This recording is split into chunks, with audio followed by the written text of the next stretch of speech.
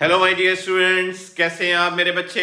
मैं आपके सामने फिर आपका बेदी सर आपके लिए इंपॉर्टेंट क्वेश्चन सीरीज लेके आया हूं फ्रॉम द सेक्शन ऑप्टिक्स।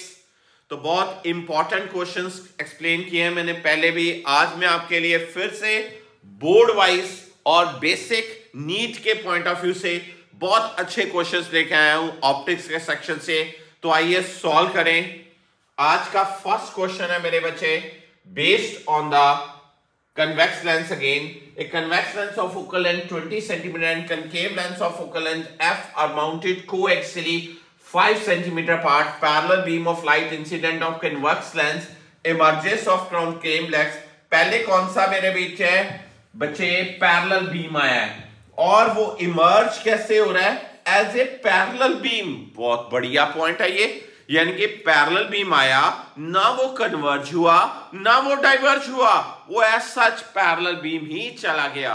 बहुत ही बढ़िया बात। अगर पैरेलल बीम आए, लेंस से पास हो और पैरेलल ही चला जाए, इसका मतलब उन दोनों चीजों का, चाहे वो कन्वेक्स है चाहे वो कनकेव है, उनका कोई लेंस सेक्शन ही नहीं हो रहा। अगर लेंस सेक्शन ही नहीं हो रहा तो इनका मतलब उनकी जो पावर है वो एब्सोल्युटली कॉम्बिनेशन की जीरो है। ये मैं प्रॉपर्टी यूज करूंगा। स्टॉप करिए लेक्चर को, पॉज करिए और खुद आंसर लोकेट करिए। ए बी सी डी में से चूज करिए कौन सी ऑप्शन आप बनाते हो। मैंने आपको हिंट दिया है, otherwise I am going to explain for all of you the because parallel beam emerges as parallel beam, emerges as parallel beam. It means what? The power of the setup is zero. That is very important point. It means power of the setup. अब हमें पता है net power का formula होता है बेटा P1 plus P2 minus P1 P2 when the lenses are at some gap apart. Power आपको system की क्या दी है यहां पर सर? वो तो जीरो दी है। पहले लेंस की पावर क्या होगी वो सर? वो तो 1/f होगी। दूसरे लेंस की पावर क्या होगी सर? वो तो हमें मेंशन ही नहीं है। डी कितना मेंशन है सर? वो तो 5 मेंशन है। पहले की पावर दिस थिंग, दूसरे की पावर सर वो तो मेंशन नहीं है। इस पॉइंट ऑफ व्यू से आप सॉल्व कर सकते हैं मेरे बच्चे इसका एफ का आंसर सर इजीली सॉल्व कर सकते हैं। तो सॉल्व करके देखिए कि एफ का आंसर रिक्वायर्ड क्या आ रहा है। क्या वो ए ऑप्शन है, क्या वो बी ऑप्शन है?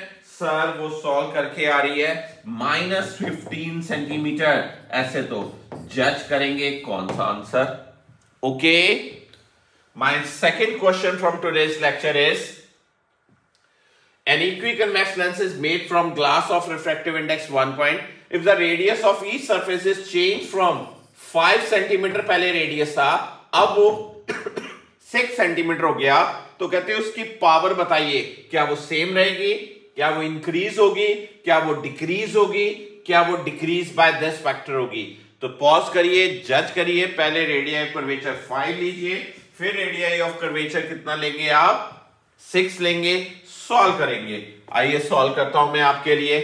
क्या रिजल्ट होता है इसमें? हमारे पास फॉर्मूला, पावर का फॉर्मूला क्या होता है? Because power equals to mu -1 1/r1 -1/r2। बहुत बढ़िया sir. P equal to 1.5 -1, this is radius is 100/5 क्योंकि सेंटीमीटर था बेटा। दिस इज 100/-5, तो ये कितना हो जाएगा 0.5 इंटू 200/5। ओके बेटा, this is power and the new power will be 1.5 -1, this is 100/6 minus of 100/-6. It means this will be what? 0.5 into 200/6. Okay sir, बहुत ही बढ़िया है। इसकी जो पहले की पावर आती है वो कितनी आएगी? ये आएगी 20 डायप्टर और ये सॉल्व करके कितनी आएगी? 16.67 dioptre.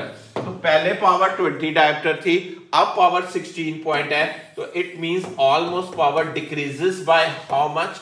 3.3 diameter. This is the answer. Okay beta. So my third question for today's lecture is based simple on the lens formula. Object is a distance 5 cm from the first focus. Don't get confused. From the first focus of the convex lens. ये from the first focus of the convex lens of focal length 10 cm. Object का gap कई बार यहीं पर ही बच्चे ले लेते हैं 5 centimetre, पर यहां पर टेक्निकल सिर्फ बात यह है जब हम नीट का पेपर कर रहे होते हैं तो थोड़ा सा कंफ्यूजन क्रिएट हो जाता है ऐसे क्वेश्चन में। बच्चे यू की वैल्यू इजीली 5 ले लेंगे, फिर गलत हो जाएगा। It is from the first focus. It means इस क्वेश्चन को कैसे सॉल्व करेंगे बेटा, यहां पर क्वेश्चन में मैं बात करूं तो यू फ्रॉम फर्स्ट फोकस है, first focus. Okay, it means u की वैल्यू कितनी लेंगे हम, -15 सेंटीमीटर लेंगे बेटा, और f की वैल्यू कितनी लेंगे, +10 सेंटीमीटर लेंगे, और फिर v की वैल्यू निकालेंगे। That will give you answer. Formula कौन सा लगाओगे, 1/v - 1/u = 1/f। तो तीनों क्वेश्चन में छोटे छोटे टेक्निकल पॉइंट्स थे। होपफुली ये लेक्चर आपको तीनों क्वेश्चन तैयार हो जाएंगे। नोटबुक पे नोट करते जाइए सो दैट पेपर से 1-2 दिन पहले हम जब रिवाइज करेंगे फाइनल नोट्स तो ये क्वेश्चन हमें एक डिफरेंट टच देंगे। पढ़ते जाइए, आगे बढ़ते जाइए। गॉड ब्लेस यू ऑल मेरे बच्चों।